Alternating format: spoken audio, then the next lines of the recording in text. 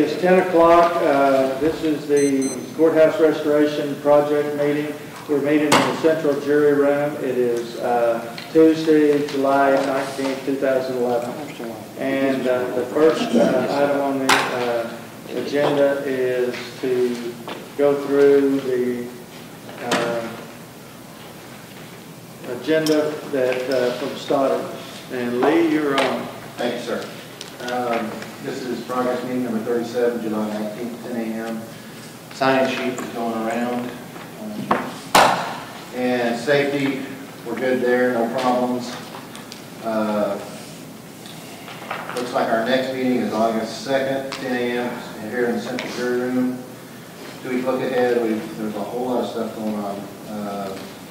We are starting to complete our ceiling panel repairs. By the end of this week, all the courtroom will be done, and basically all the metal ceilings will be installed. We're continuing sheetrock and some fur downs.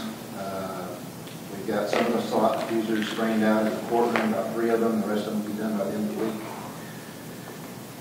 Electrically, Gensler is, we got permanent power transferred yesterday from temp to permanent. And the electrician will be removing of temporary power and lights, hanging brackets for light fixtures A1 and 2 in the main corridor stairs, tying in power in the basement, and installing power inverters for the courtroom lighting. MMI is, we're going to be finishing up the courtroom this week. They'll be finishing up the trim Monday and Tuesday next week. So by Wednesday, Thursday next week, we'll be painting ceilings at the courtroom. And this guy. Very good. Yeah, once the electrician's got to get up there by the end of the day. So tentatively the end of next week, probably more like the first of the following. That's got to weekend. We're going to have rollers, a couple of rollers down to get rid. That way we go. Is all the concrete poured? Yes. There's no more to be done. Okay. Let's see. We got new wall. Our millwork guy sent a new wall casing sample to Susan. I haven't heard back from her yet. Doors delivering in August, around the end of August. And they're just continuing some miscellaneous. There's like 1 or 2 windows that they're working on. Plaster, he's basically done with all the plaster. I'm going through and punching it so that before the painter gets in there and primes it, it's a good smooth surface. So we're working on that. We're back up on the 3rd floor. We're finished paint coats on the 3rd floor. They can start hanging grills, lights, and we're just going to keep coming down. And that's all air conditioned and climate controlled up there? No. It is not. It's about to be. But it will be when you're finished? Yes. Okay, good. Yes. In fact, this Friday we're starting all the AC units. The geothermal purge test will be done, the pressure test, and the fire sprinkler test will all be done this week. So the air will be on and air will be sealed up before we start painting. Yeah. We're going to condition the building. I mean, we're probably going to shut it down. Once you condition it, you're okay. Yeah. And then we'll get that going. Galvan, that's our wood flooring guys. They're down on the 1st floor now. As soon as we get all that scaffolding out of the way, we'll get them on the floor and get that going. Painter. That's open enough. It won't take as much time. No, we should be blowing and going, and they're moving along pretty good. Are they going to make everything the same, or is it going to just be, because you got some? It's going to be. It's not going to be exact. It's not going to be exact. I can promise you that. The grain. They're trying to match the grains.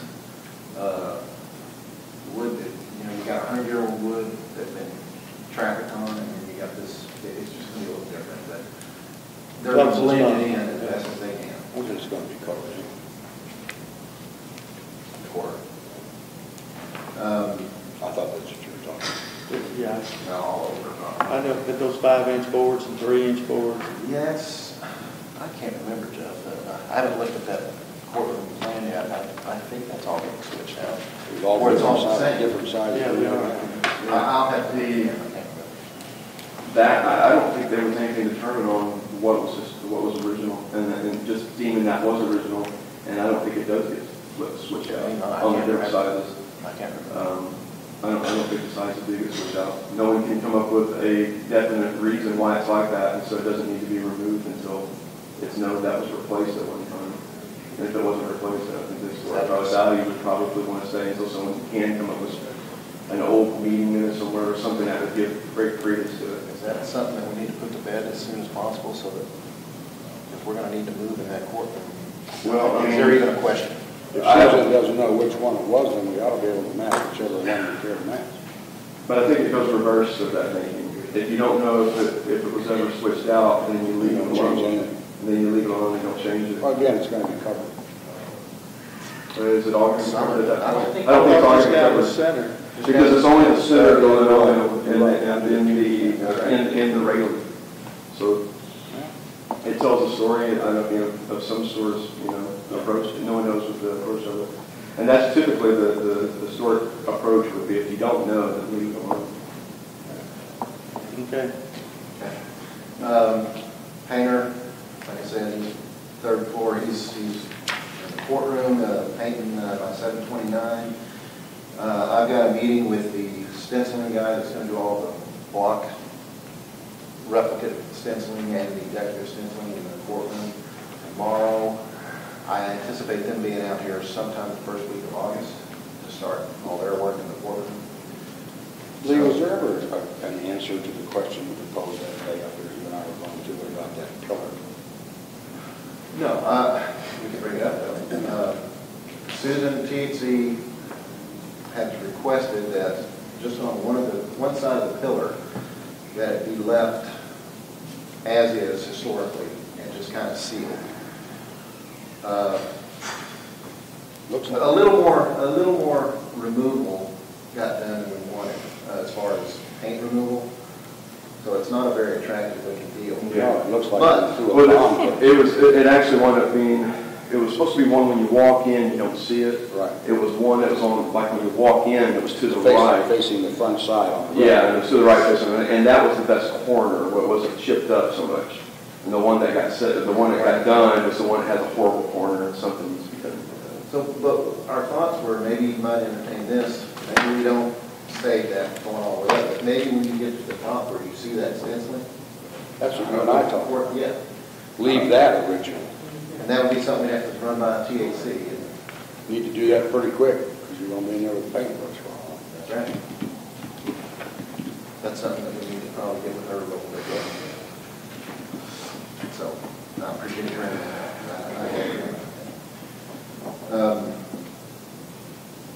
Let's see. We are going to be, like I said, the first week in August, we'll be doing our second coat of the blue in the courtroom. We'll be doing the yellow band at the top so that the stenciling guy can come in and do his work. There's some windows that are still working on as far as painting goes. And Evergreen is the company. They're the ones out of New York that are going to come down and do all of that. Plus, they're going to do the vaults. So we'll get them started, I hope, the first week of August. Train, Dennis isn't here, but we are going to, we have started the startup of the system as of yesterday. And that'll be an ongoing thing for about the next few weeks. All the pressure's held, no... We're doing that Friday. Oh, okay. As far as the geothermal and fire sprinkler, that's all being gets done Friday. Because that's when we find out if we've got any leaks. Exactly. Once that happens, then I can start buttoning up all the burn ends and start finishing this thing off. And we got an update from Tim. I didn't touch much with Tim on trains. You may want to update a little more. We're supposed to have all of our people here to do their startups on Fridays, to curb and pressure test their geothermal stuff, verify rotation on their motors. And it's pretty much all they're going to do is verify their rotation and then shut them back down until they got controls completely done. And then they'll do an actual start up and run the system just to make sure everything works and shut it back down until y'all tell them you're ready to turn it on. We've got the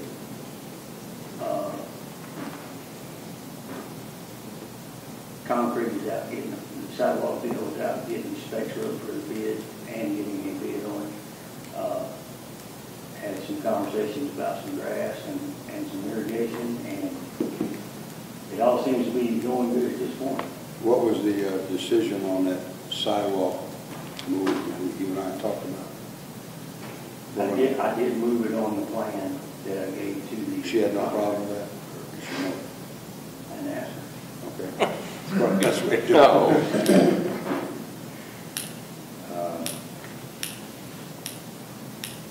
Of course, I don't know if those sidewalks were there in the courthouse. No.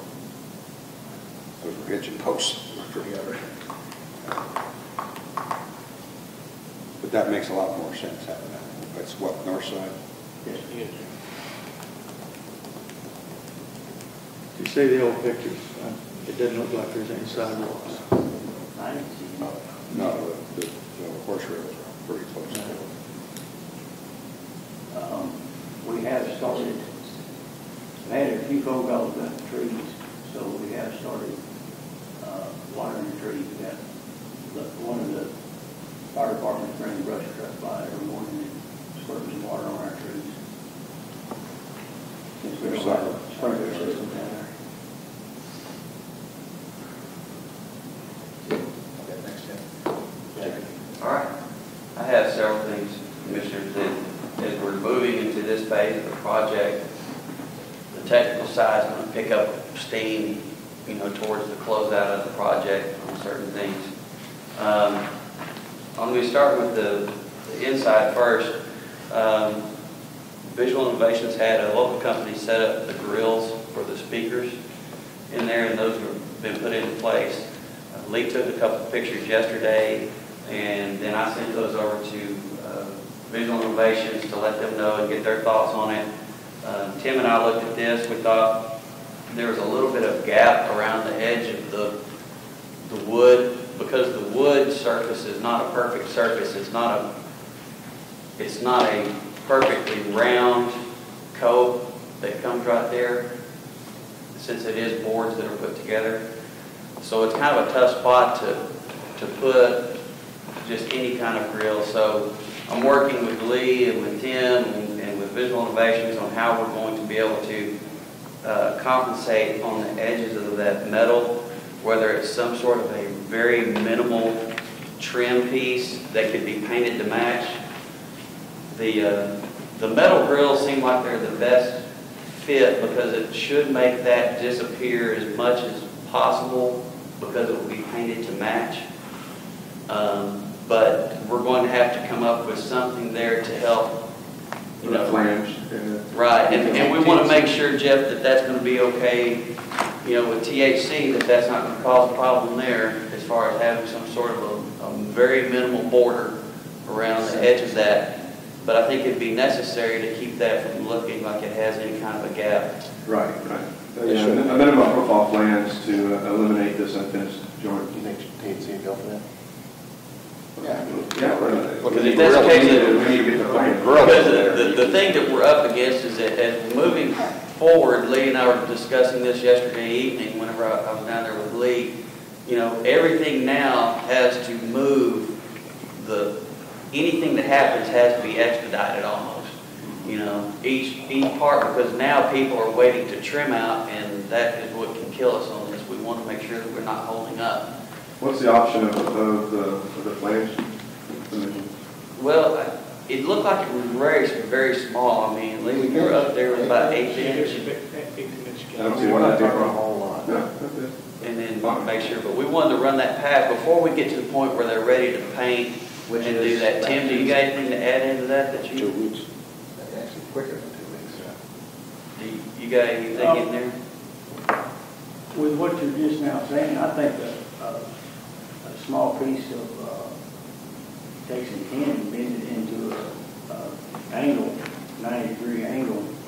You could flush it against the board and let it run over the Bend it in edge of and the just metal. kind of have a reveal joint to a certain degree. Yeah, and Bit by bit. then you're only raising 30 seconds with the inch off that board. Yeah. Okay with the same color. Yeah. Might have That's probably gonna have something to do with I mean, that. is it small enough to use a caulking that can be painted the same color? It's Because they make caulking that you can paint. PGF, I mean, you're gonna tear something up if you gotta take the grill out anyway. Yeah.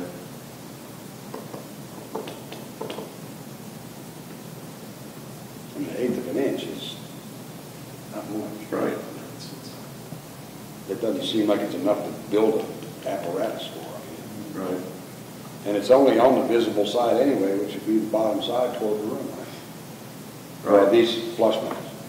I mean, I'd go They're with up one of those in that if you curve just do a area, joint seal it. seal or a bit It'd angle. just be the bottom. I think mid angle would be fine because it would be a clean reveal.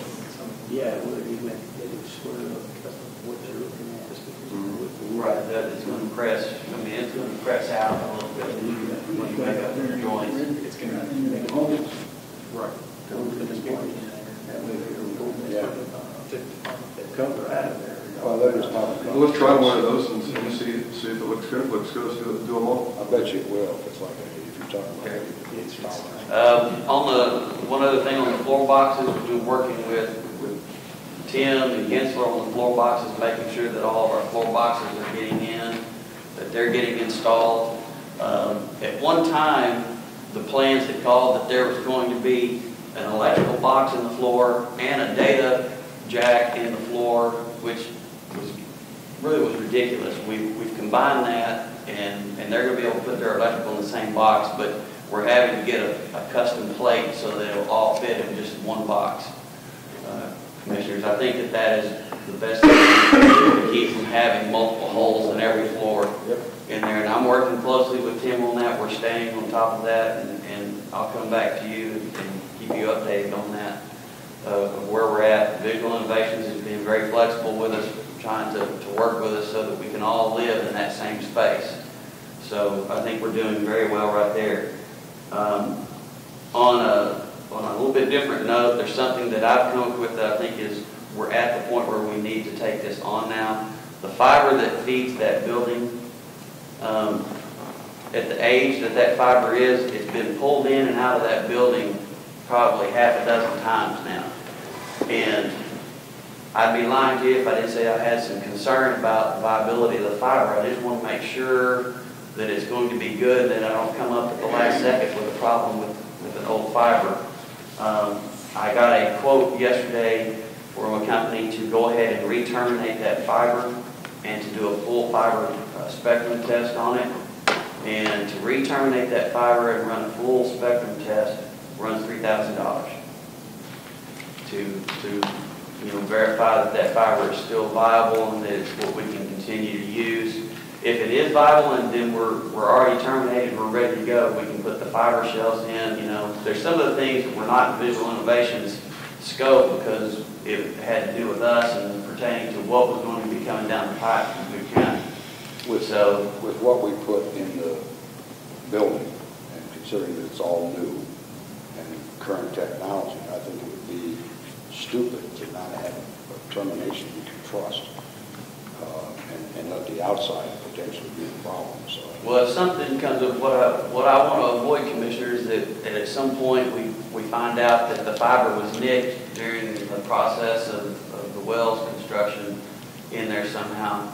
So I'd like to know now so that we can begin steps now. I don't like what it costs to do fiber work. It's the reason that I prefer to stay out of the fiber business on that side of it, owning fiber.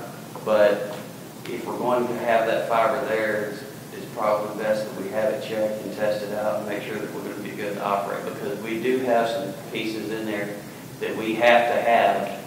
We have to have some racks, a couple of racks in there, and a fiber shelf, and some gear up on that third floor that the county was going to provide. That was not there before, and we don't have it sitting, so I wanted to get your input on that and see if that was something that you wanted me to move forward with. $3,000. It's $3,000 for the test.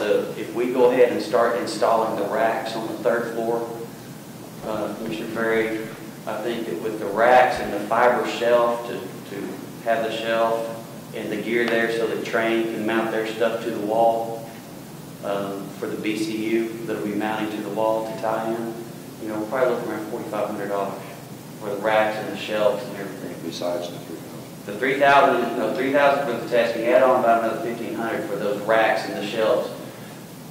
Kind of hinges on that fiber being good. We're Well, gonna I'm need saying, it, but if I they- really want that fiber to test If we out. spend the 3,000 and it doesn't test out right, then what are we talking about to replace the fiber? We have to go another route and go out the other side of the street. We've tried to make another avenue already. We connected to conduit that goes out to the northeast side of the square. And we found that conduit, we dug back, we attached to it. And worst case scenario is that we have to back off and go back out that route to bring a cable in from that side.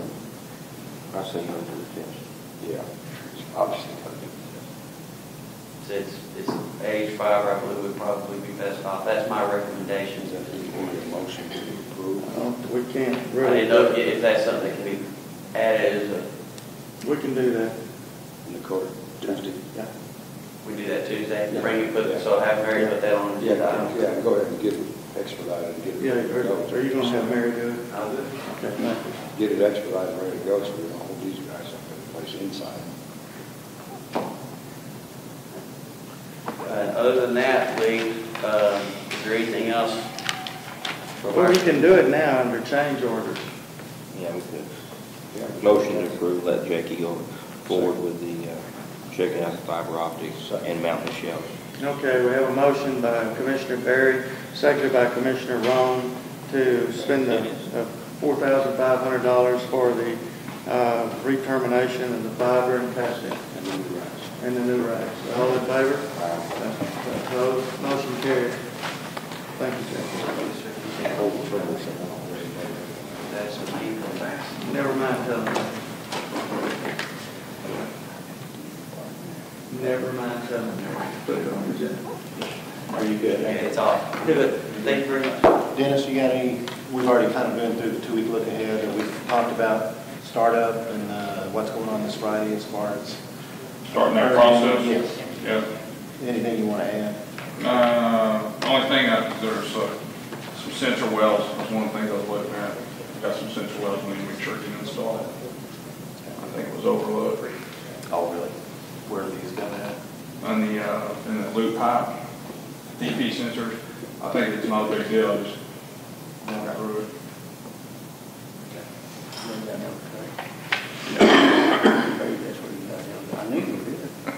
Okay, nothing else on 2-week look ahead. Calendar square events, looks like September 3rd and 4th is our next celebration, so we'll talk about that as we get closer. Submittals coming to a close, there's still just a couple out there. Not a big deal. No RFIs from us or Train, I don't believe, is that right? Staging, not an issue at this time. Closeout, we'll talk about that as we get closer. Change proposals, CPR number 4 is pending. And project discussion items. Well, I'm sorry, Dennis, any change order proposals from you? Discussion items, we had talked about this upgrade electricity to the outside rim of the square preliminary plan approved. Any updates on that? Can you discuss anything? During budget hearings today and tomorrow, or yesterday and today, and they don't know if they're going to actually run the wire yet or they're just going to stub it. And they're drawing it out, and they're still working with Tim Flowers, and they'll be working with Dennis when they get closer. I'll just leave it on that discussion. Jeff, I forget, where do we leave off on the chimney caps? I think Susan was gonna. Is that all done? Was there an approval process that takes place on that? No, I can stamp this, or I don't know if I thought. We sent that in, that's what we're batting on. Okay, then that's fine. She just said, She just said what we need to do. Yeah, I'm gonna take that one off the list.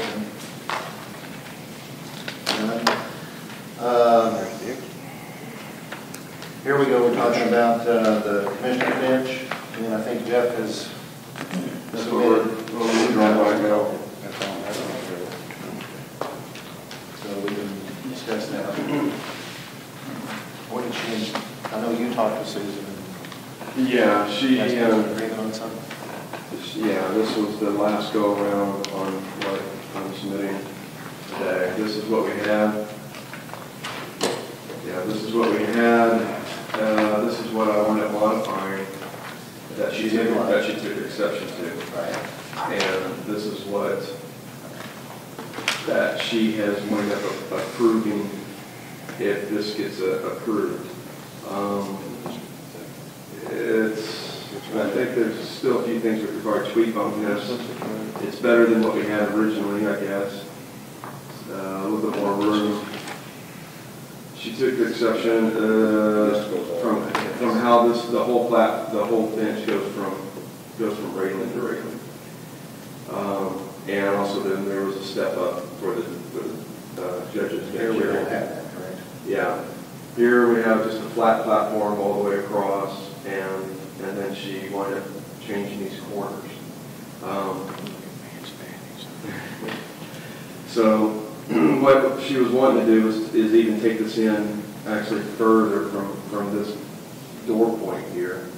And I was trying to keep this all the way from this door point all the way down to give us like if the issue was taking it from railing to railing, I was trying to keep it just about a foot or so off of it, if that was the issue. And this is what she wound up saying that she would go for it, and she would like to see if at all possible. So, yeah, you guys tell me what we need to do and what we don't need to do. There was also I should say the other dialogue was to take, her thoughts was taking the original desk that was there and try to incorporate that desk into this design as well. From that photo that there's, and sorry I don't have that photo, but that photo that showed, yeah, no, not from Denton. There was a photo that showed the original desk, judge's desk, that was on top of that platform. There's an old historic photo of that. And she's saying, I wish you could try to work that out and incorporate what that desk would be as incorporated into the commissioner's bench, so that would stand free. So these would attach into it. And if there's any way to be able to do that.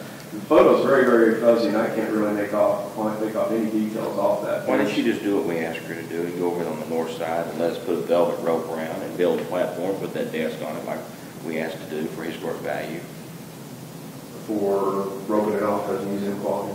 Right. That's what we asked her to do, and this is a desk that's not even bigger than this. It's an open-legged, four-legged desk is all that's not feasible. It's a table. Yeah, I want it to be a table basically with a modesty panel in front of it. I mean, what's historic about that? That's obviously not how it was. Well, from what I understand, how it was a desk that was just a free-standing desk that was on top of that platform. And it did have a modesty panel from that photo I have of it, but like I said, I can't make any details out of it. I think it won't last a year. Does this have an end here? Does this have a modesty panel at the end? Yeah. This is all basically your commissioner's bench panel all the way across. Yeah. How long is this? On the ends too? Yes. Yeah, on the ends, that wing out there is, let's see, 19 foot from corner to corner here. And that little angle piece, I don't know what that adds. Are these 6-foot tables or 8-foot She's talking about the one with the angle here. 6? Right. Let's see here. One with the angle. Well, right here. Oh, these things are, I don't know what these are. Did you do that on purpose? These are 8 foot each. And that's 8 foot from here to that corner there. That's equal to one of these tables.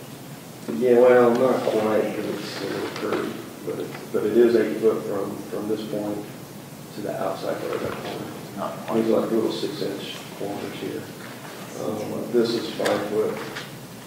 What I got here, this is 5 foot. So it's 8 foot, 5 foot, 8 foot.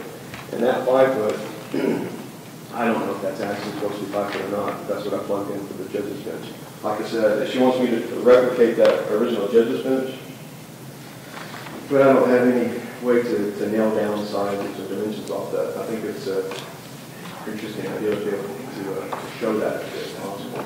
And that way these would break down And that bench could stand clear if it ever needed to be. And these could be modularly broke down. But, you know, they're going to attach into very, very fine attachments, and they're going to be snug. The whole piece is going to be one unit, basically. Is your step up right here? It's a 12-inch. So you're gonna have people walking up here and stepping up and walking around, and that's gonna be a liability. That's why we want to bump it out. Yeah, that's a, See, that's a 12-inch step up, unless you put a step here and step here. Yep. But, you know, sticking that's, out in the middle of But nowhere. then, That's why but this you don't is- have much room from here to here already. So if you want to put another step here, just makes way more room here. I didn't want one, but Right. what are you gonna do when a woman steps off here and falls? And that's why I like this bump out here like Yeah, this. do that square out, that's why I like it too. It's also security, you know, they just jump up on this stand. Well, I like that. That's what I put together. But, Susan's not the one that's gonna have to work. Live with it. That's what I vote for. do you have any modifications to this? This is one you looked at. Yeah. It's a, which one you say? Yeah, that's what I said. That's the one that's not through. That's the original one. Right. Well, is Susan approving it, or is her boss approving it? Don't know. Oh, no, THC is pretty this one. THC is approving this one for their. Well, you think it is, but you don't know for sure on this bench. Well, there's no way they or us or you could tell us what that size that bench is. Yeah, which leaves this, no man. So I put it as a 5-foot bench there. With a drop off this far, I mean, that's ridiculous. But the first time we break an ankle, we're gonna make us come back and put the ends on. You have somebody, the audience comes up to hand something out, steps up on there, hand the mic and trips on it. It's gonna be sticking up in the middle of the place. I can live with it being flat. I don't think. Okay. So if we had, That's what I call it, if we had this, not have the step level, change some of these big ornate things to this, but still keep it from. I don't understand why I don't understand why she's against that. That looks So much better. so much better. It does, it looks better than being cut up. That's gonna be a huge room after that's opened up like that. And she wants a table in there.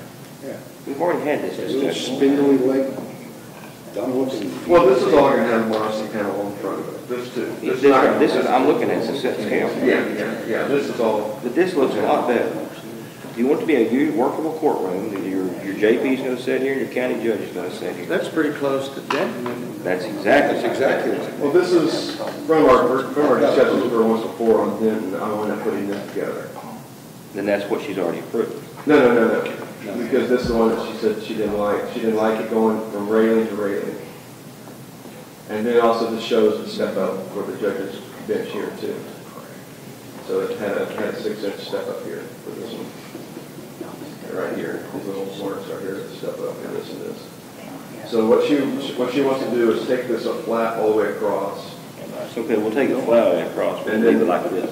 And she was, That's a give and she here. was hoping to make sure this wasn't going to be imposing, taking it from here to here all the way across. This is a liability when people fall off. Yes, it is. Okay? I'll go flat all the way across, but I'm not giving them this. What about any kind of railing in front of here and here? No, make it flat all the way across and take that drawing. Make this flat all the way across, but let's keep this all. Yeah. Yep. Yeah, absolutely, so we don't have that no man's corner sticking out there. Okay. Okay? Well, what I can do is put that together, I'll put that together tomorrow morning, email it to everybody. Send it to and with us. Susan. Send it to us as well. Right, So we can all so talk. I'll have Susan and everybody in the loop, and we can just talk back and forth at that point. Good. We'll see if she can handle email from all 5 of us. Okay, so you're gonna work on that now? I'll go and include you on that. Yes, I That will. will be a choice, we don't change.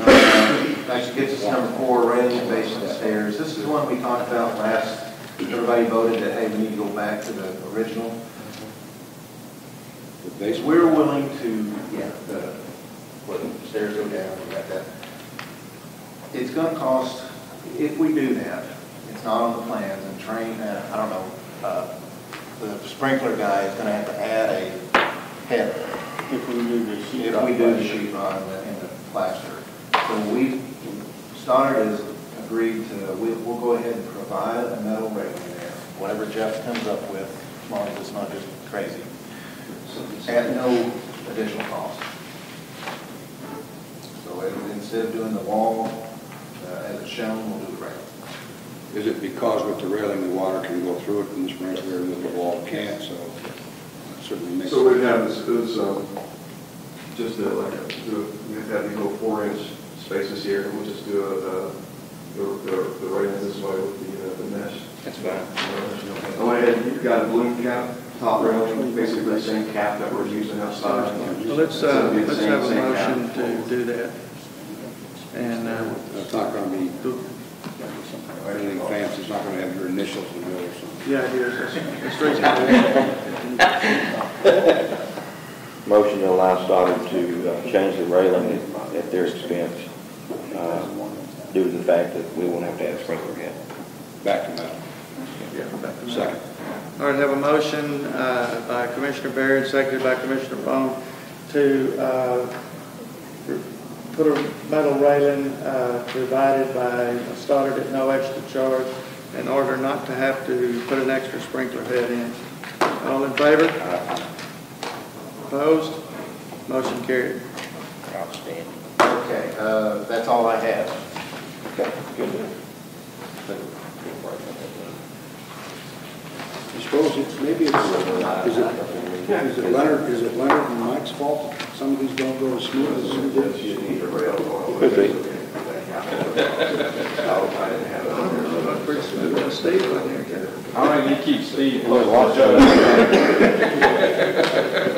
weeks you were gone, pretty smooth too. That's right, it was. Mike will run the meetings, wasn't he? Yeah. All right, well, that concludes the meeting. We have one more item, but that's complete. And start. Yeah, courthouse. Thanks, guys. Jack, you're welcome to stay. You need yes, keep it going. Still on.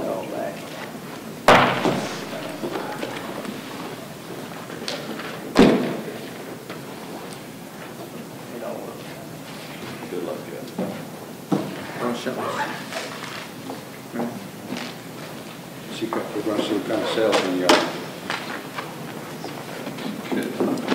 All right, now item number 3 is Let this. them come this far. Okay. Don?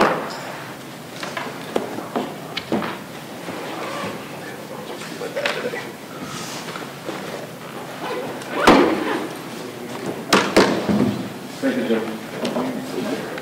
Dennis, you're going to. Thank you, Lee. Thank you. Don, you trace carrying samples of what we're going to put on the road? No. Can't carry around piles. Is he waiting? Huh? You want to take a break? Yeah. We're going to take a break for 15 minutes. No, for 10 minutes. And to go give the time for our county attorney to get here. All right? Session, item number 3 is discuss and consider a plan of action concerning the contractor and the pavement condition of Pirate Drive, take appropriate action. Don, you want to address it? Judge, to give everybody a time frame of events that happened Wednesday, October 6th, 2010, the contractor did a prime coat on Pirate Drive. On Thursday, October 21st, I spoke with Gary Becker, the subcontractor. This is after we've already, the commissioners looked at it, everybody's looked at it. We knew we was having problems to begin with. The first seal coat they put on. Talked with Gary Becker, relayed that message back to Trice, and then turn and Trice relayed that message back to Toby, the contractor. I asked Mr. Bickle, if he knew why this is looking this way, and he said he's going to look at another project that he's doing in Stevensville. He never called back, and said he's going to check to see if it's doing the same thing over there. It wasn't the same, like I told him, it wasn't the same chip spreader. It's still sitting over at Pirate Drive. But definitely at that time, we already knew that there was something wrong with the pavement. And actually, they paid, that was on Thursday the 21st, it takes 48 hours, so they paid that following week on that first chip seal. And so we've been having problems ever since, and we opened Courthouse to the public at 12 noon on December 1st, 2010. June 7th, June 8th, I got an email from Commissioner Rome asking why we were sanding the roadway that we've done to start bleeding.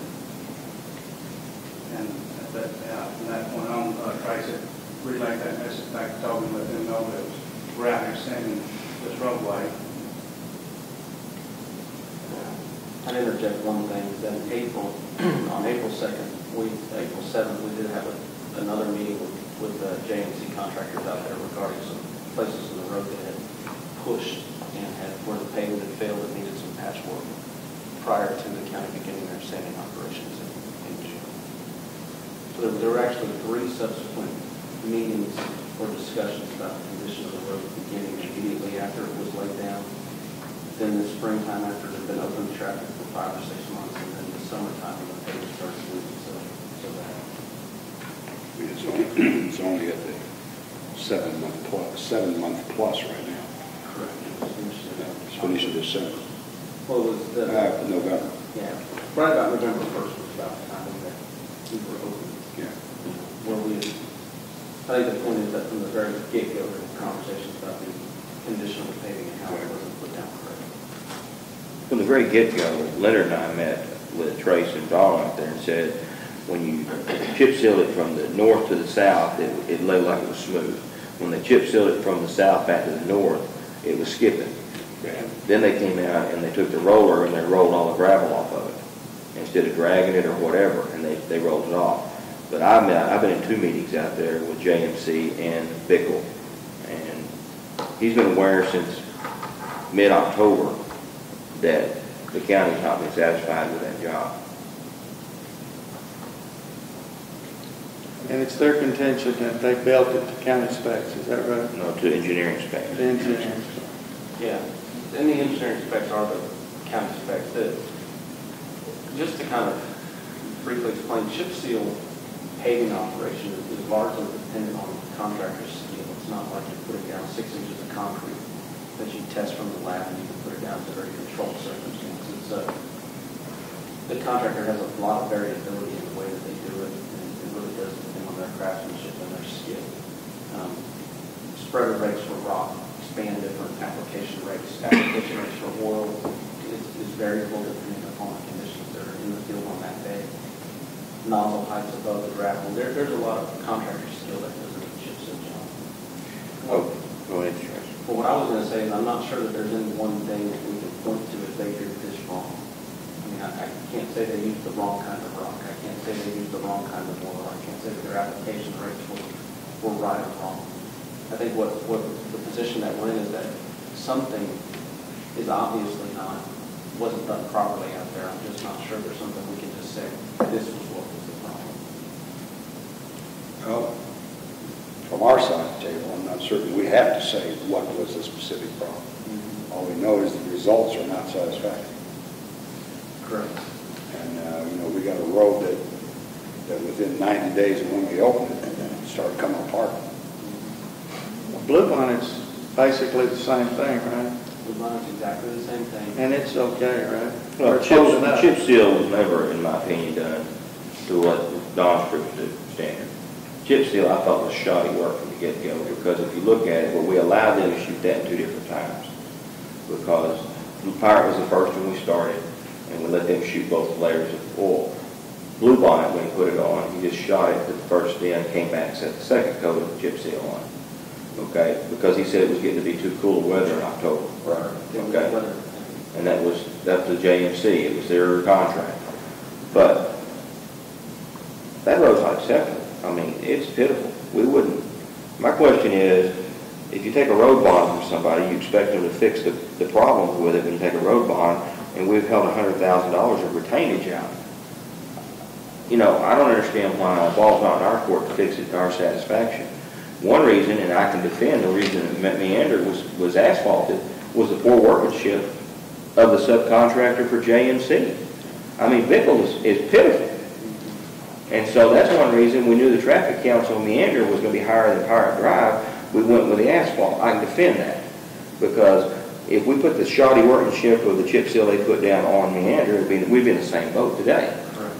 So they're going to say, well, you changed what we discussed. That was discussed through your office and discussed through JMC's office. Now, I have talked to Toby Mills trying to find a solution so that we can be satisfied and he can get out of it with the least amount of damage. We gave him two different options that you and I and Donald talked about and Leonard had talked about, and he didn't want to do either one of them. And he wants to blame it on the fact it's hot weather. You know, we haven't had a summer like this since 1980. He wants to also blame it on the fact that he built it to your specs. But I just want to know why we hold a retainage and why we have bonds up on roads if we're going to accept them, if we can't go back and use them and hold them accountable. Well, that's why I asked The county attorney to be here. correct, because, you know, this is, here's the way that I see it, and then tell my last views about this, is that the contract amount for the paving on Pirate Drive was $39,200. That was the contract quantity for the 2-course chip seal on the road. That's the number that I see as what we're talking about right here. That's what was unacceptable. And then there are several options that we can discuss about how to fix the road or to improve the road from where we are right now. So the question that I see is that $39,200 was totally acceptable, and the county doesn't want to pay him that money because it was not effective in the workmanship on materials. These are our governing specifications right here that we can pull language out of. But basically, work can be rejected by the owner for non-conformance to specifications or unacceptable condition to the owner, either one. But the way that I see it, if we take that $39,200 and don't pay him that number out of the $100,000 in retainage that we're holding right now, that I foresee JMC presenting a lawsuit to recover that $39,200. They may or may not. I can't guarantee it. But that's I have no problem with that. If that's what we've subcontracted you as our engineer, and if it's $39,200 is what the paving, the topping part of the road cost, I have no issue with that. Because my problem is I think we cored it in two places. We have 9.5 inches and 10 inches of base in two spots that we cored because the first meeting that Leonard and I were in, they said that we didn't have enough base under it. They said we ran an 8-inch base instead of 10. We had Donald core that. We have 9.5 and 10. I go back and I'll fault Toby Mills. If he thought that what he was building was standard, then why did they use asphalt on both ends and in spots along the way when they fixed the problem? If they want to blame me for using asphalt at Meander, my question to them is, on the ends that were pushing, they laid asphalt down. That was part of our... So to me, he just admits a problem. But that was the original spec. Right. We originally put... He went back farther, and all the curves that were breaking off, he asphalted. He didn't chip seal. He laid down asphalt. He put that back in Coleman's. Okay. Patching chip seal, I'm not sure that it wasn't done more because it was easier for them to put a little strip of hot mix out there more so. But I agree. I'm just using that for a groundwork. He's going to try and say we went and changed our specs, but at the same time, he didn't fix it to the specs that we all approved. He went back and used asphalt. Correct. And part of that was because we asked him to. Okay. So he bought into that to try to get satisfied. So at the same time, he knows there's an issue.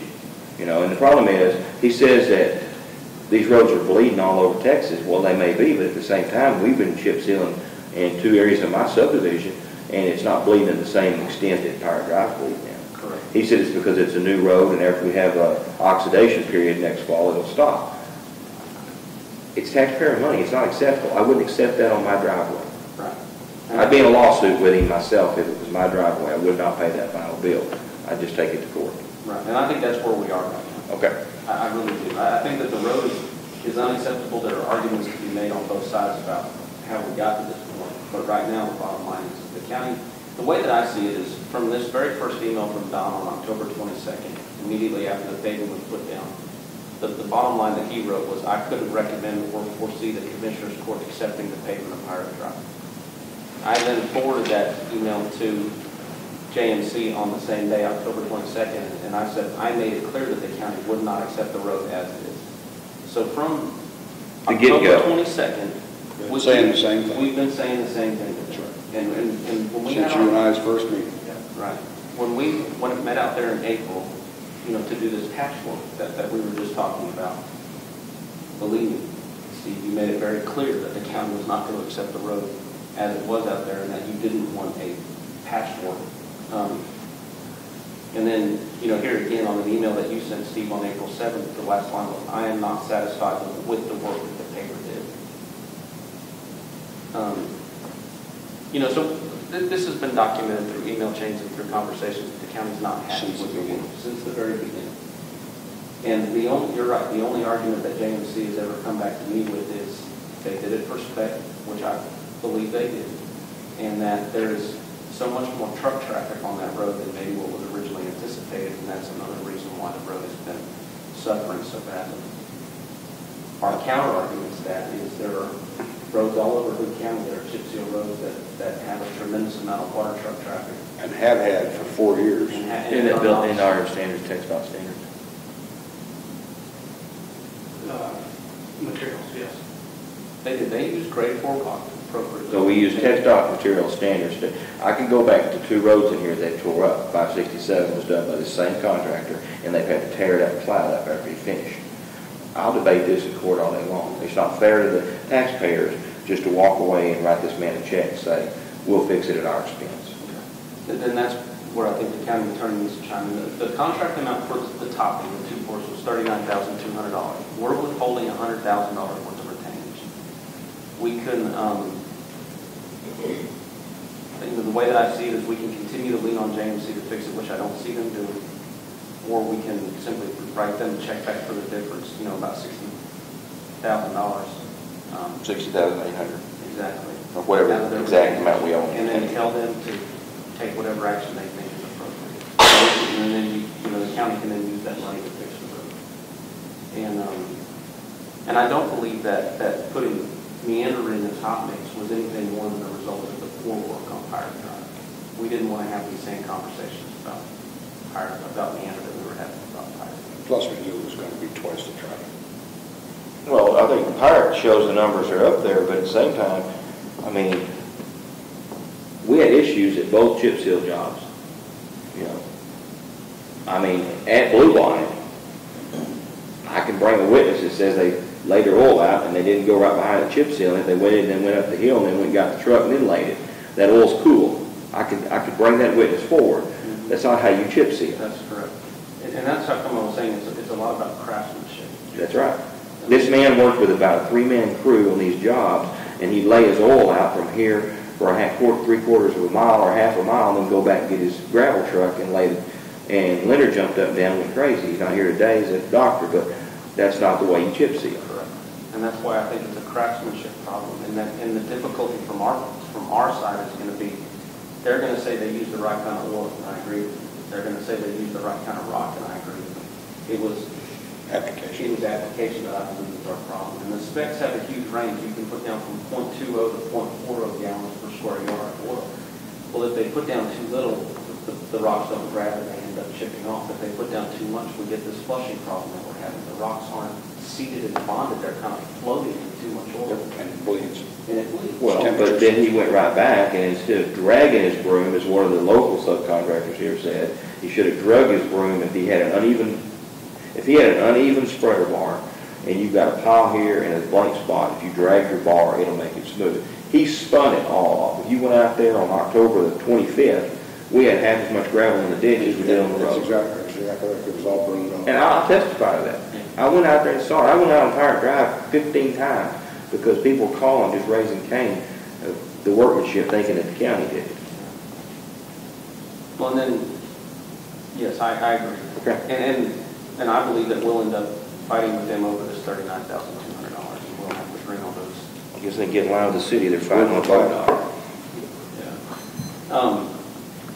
And then as far as the fix, that I do want to discuss just real quickly. Donald and I talked about two different options. The first is a hot mix surface, coming back in with a totally different material than chip seal.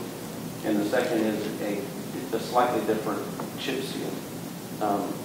The slightly different chip seal would be a polymer-based chip seal that ought to restrict or help with some of this bleeding that we're having. And hot mix is exactly what we put down on the end of it. Polymer is the stuff that I think Northeastern used on Old Abandoned Highway 4, right? Correct. And there is no, we did get a verbal quote, if it's nothing official.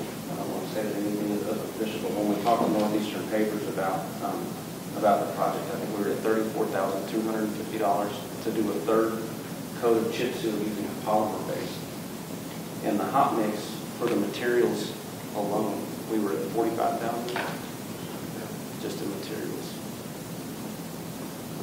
So plus we have to factor in how much that's going to cost to lay. With the polymer, We'd lay that ourselves.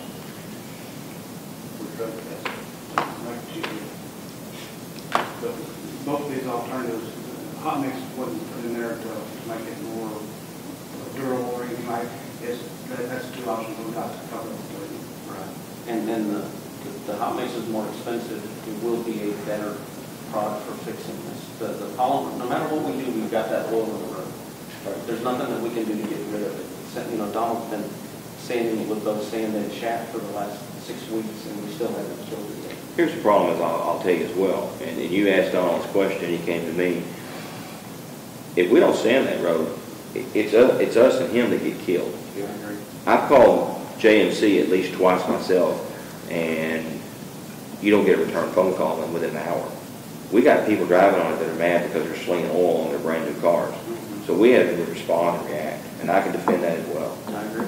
They don't get back to us. I agree they should be the ones sanding it or maintaining it because it's within their time frame, but they're not responding in a timely manner. Well, let's keep in mind that we're not even into the maintenance bond period yet because we haven't given them a final letter of acceptance. This is still their road. Well, they're not. They're not being responsible. Okay, exactly. This is not a maintenance bond question. This is still, you know, we've extended their contract time, and they're still under contract with the county.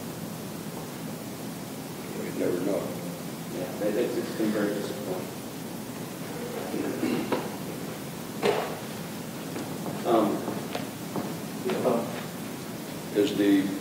What is the polymer going to do for any smoothing in the surface? Not much. It won't do anything necessarily to the road noise or the drivability. We could potentially go with a smaller rock, grade 3 instead of grade 4 rock, which would make a much smoother road.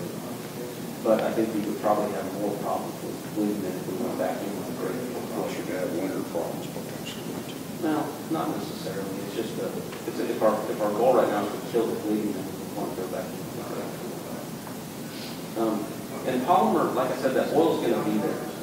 Based on our conversations with Shane Barrington, who I believe is very experienced in this work, he said that the polymer-based chip seal will potentially take care of about 90% of our problems.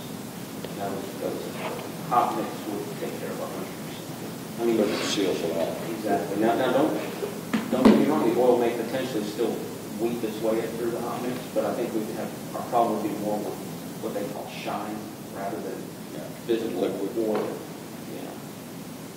And then talk about going to a grade 3 rock. We have to use it, to do it up even higher because polymer and careful. Well, I guess my opinion would be, and I'm not an attorney, that's why Carolyn's here. If we have to spend 45 to 50 to do it right,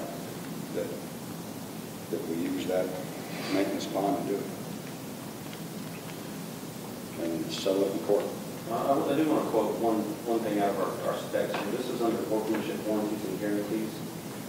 And it says, unless otherwise expressed, the work shall be performed in accordance with the best modern practice of materials and workmanship of the highest quality and suitable for their purpose. The owner shall judge and determine the contractor's compliance. The contractor shall promptly correct or replace all work rejected by the owner as defective or as failing to conform to the contract documents. And throughout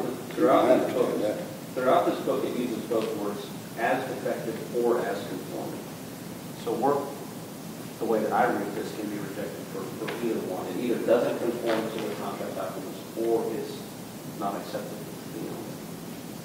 No, it's definitely not acceptable.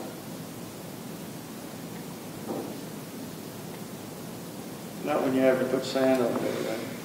Looks like Galveston Beach. It does. And it doesn't make it any smoother. We're just trying to get the loose oil from flying all over. All we're trying to do is kill that oil off, give the oil some place to go. You can even see, by the way, on the curves, where people aren't throwing oil straight, it's throwing it off to the side. I mean, that's how loose it is. It's, I quit driving on it with a wet truck. Now, JMC did also have, just so everybody's aware, have the manufacturer of the emulsion out on site. This group, Ergon, was out there Monday a week ago. And they issued a letter, I think you have a copy of it with you. And their letter said what I expected them to say, that everything was done correctly, and this is just a result of the heat and the road, and the traffic on the road. But our administrator heard something different. And then by the time I got the call from Toby, the story had changed. So the man's buying the oil from this guy, bukus of it. What do you expect me to say? Yeah. I just wanted to be sure that was pointed out. Everybody was aware that. In that 2-hour span, though, that Donald overheard the conversation, and he said, I would chip seal it in the fall if I was you. And then by the time it got back to the headquarters of Stephenville and the phone call to me, and I confronted him with that was never said. And then this letter pops up mysteriously. That's kind of funny. When they buy thousands and thousands of gallons of this oil from this company, that's nothing more than a brother-in-law deal. And I'd make sure I said that if we went to court. Because it's hearsay, but at the same time, it's odd to me that a letter out of nowhere comes after Saying everything was done. we're trying to hold them accountable. So honestly, what we're trying to do is get a gentleman's agreement to fix this at both parties' expense. How we can find a solution.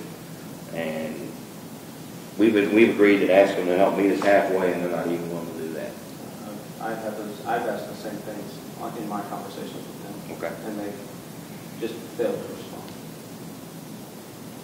Chelsea, you got any comments?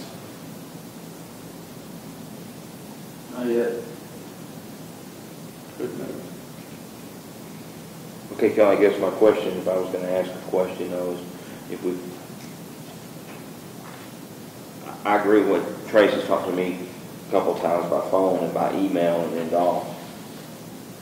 You know, if he's figured out that $39,200 is what the topping was, that's the oil and the chip seal, then, you know, we don't have probably a case to hold the $60,800, you know.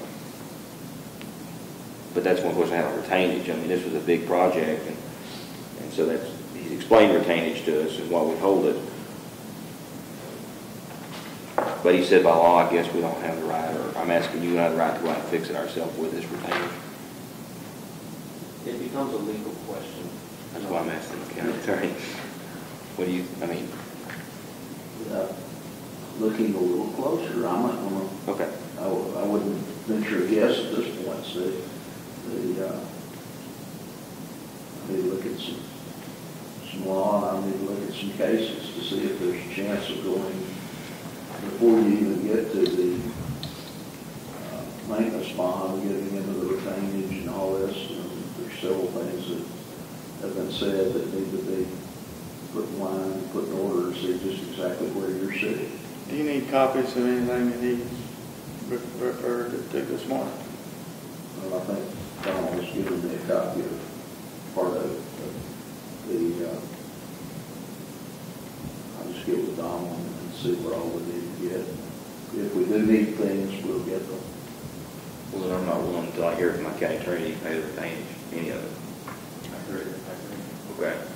The only reference to what retainage is for, this is what the definition of retainage, as security for the faithful completion of the work by the contractor.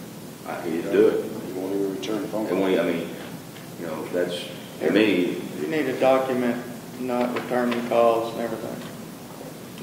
Every time, date and time. You agree? Copies of all the communications. Right. I can dig all my emails up, make sure Donald has them when you meet with him, okay? So. Is there anything else we need to discuss on this? Your Honor, I have one question, if I may. Presumably, there will be some instruction to come to my office for some kind of payment if the court wants to pay the difference between the retainage and the unpaid balance. I'm required to examine these kind of payments to know if it's lawful or unlawful to pay. Do you have any instruction for me in advance of my receipt of those along those terms? Are you wanting me to proceed with it and bring it to court? Do you want me to not bring it to court?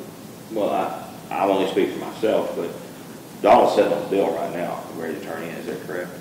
Or you are, Tracy, excuse me, ready to turn into the county. Now, we ordinarily have to have Tracy's approval that the work has been done according to schedule, sign off on that. And that's why I haven't signed it yet, because they haven't had a resolution as to the direction we're going to have. So I'm sitting on there, but I have an invoice from them for $100,000. I'm sitting. Now, Donald visited with Leonard and Mike both, and Yes. might be a good spot to interject this. And they would judge that, but the reason I get their feelings were the same as Commissioner Rowan, Commissioner Perry. They do not feel like they don't accept the way. Based on what I've heard, I would ask a question as to whether this is a lawful payment for me to give the court a payment warrant. I don't know how long Tracy can sit on it. I wouldn't honor a warrant. It's a contingent payment at this point in time. And what that says to me is you do nothing until you are instructed either by agreement or court to do something. You probably need to forward it on, and then it's up to the court to make that decision whether to pay it or not, you know. I just won't sign it, I'll send you the unsigned copy. That'll get it out of your, That also gets record of it in the auditor's Well, there's a office. record right now that, I don't know how, they didn't show up today, and I don't know if they knew we were in this meeting, but JMC didn't show up to talk about it, but, Well, at this point, then, if I bring it to court, it would be as a discussion item and not as a payment warrant. Right. And we would instruct you not to warrant the payment. and I'm not even, until I hear back from Kelton, interested in hearing about it. Putting your office through the work to bring it forward. Okay? Well, if it's submitted and I block it, I'm not asking you and to then do they find that. out later that I block it, they could sue me for doing it. Just bring it to court. I won't the have any reason trouble I don't talking want about him it. to hold it. Get you out of it. I'll send it to Donald unsigned, and then you guys can. For this conversation, or for this meeting, you can make that note of it. Okay. And we can decide to try what it comes to. The state I'll send it to you, it's not signed, so I'll just send it. Being unsigned. I'll be glad to work with you anyway. I want to be sure that we don't give them some reason. A loophole. Yeah. Right, okay. If it's unsigned, there's no legal reason for it to hit your office. Right. It's not a bill. It's just a note. Okay, is there any other discussion on this? Thanks, Chris. Yeah, Trace, appreciate it. I find it very enforceable records. And obviously, if they contact you, you let Donald and he can let Kelton know so we get back to the court if we hear from them. Absolutely. Okay. Thank you. All right. Thanks, Otherwise, we say nothing until we hear the problem. Yep. Is there anything else in front of the court? And the meeting is adjourned. Thank you.